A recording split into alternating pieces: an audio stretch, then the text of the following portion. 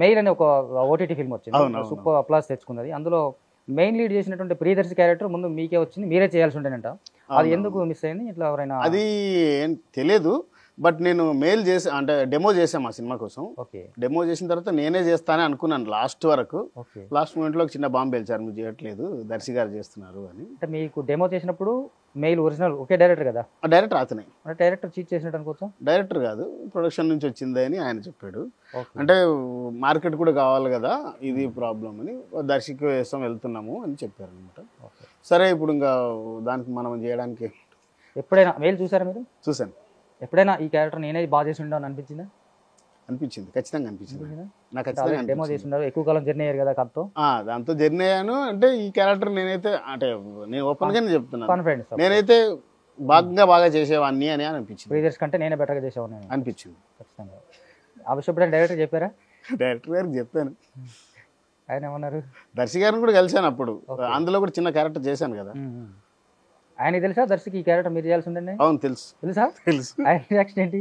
ఆయన కూడా ఒకరోజు కలిసాం, బాగా చేశారు బ్రదర్, మీరు మీ డెమోలో చాలా బాగా చేశారు అన్నారు. జనరలే అదేలేండి.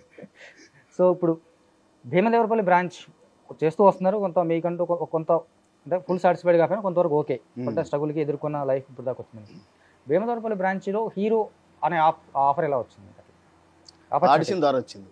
అఫ్ కోర్స్, అంటే మీరు అంటే చెప్తున్నా ఎలా వచ్చిందంటే దానికి ఆడిషన్ ఇచ్చాను. అంటే ఫ్రెండ్ కేపీ అన్న ఉండే సీనియర్, ఆయన సంతోష్ బాలని ఒక ఫ్రెండ్ ఉండే, ఆయనకు పరిచయం అంటే నా ప్రొఫైల్ పంపించాడు ఇట్లాగే జనరల్గా.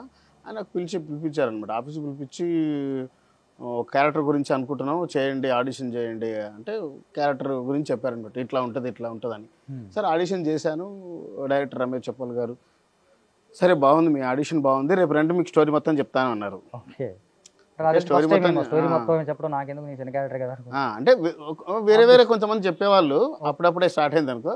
సరే ఒక ఇంపార్టెంట్ క్యారెక్టర్ ఉండొచ్చు, అమ్మాయి ఆడిషన్లో సక్సెస్ అయ్యాము, ఒక మంచి ఇంపార్టెంట్ క్యారెక్టర్ ఉండొచ్చు, ఓకే అని రేపు వచ్చాను. కథ మొత్తం చెప్పారు మొత్తం. బాగుంది సార్, చాలా బాగుంది క్యారెక్టర్, ఇన్నోవేటెడ్గా ఉంది, కాన్సెప్ట్ కూడా చాలా బాగుంది అంటే ఆ క్యారెక్టర్ నువ్వే చేస్తున్నావు మరి అన్నాడు. షాక్ సర్ప్రైజ్ అన్నీ వచ్చినాయి, సంభ్రమాశ్చర్యం. అదేం సార్ జోక్ చేస్తున్నారా అన్న. లేదు అసలు ఆడిషన్ చేసింది ఆ క్యారెక్టర్, నేను ఆ క్యారెక్టర్ కోసం పెండింగ్ పెట్టుకున్నాము, నువ్వు కరెక్ట్గా సెట్ అయ్యావు, ఇంకా నువ్వే చేస్తున్నావు, వెళ్ళిపోదాం మనం షూటింగ్.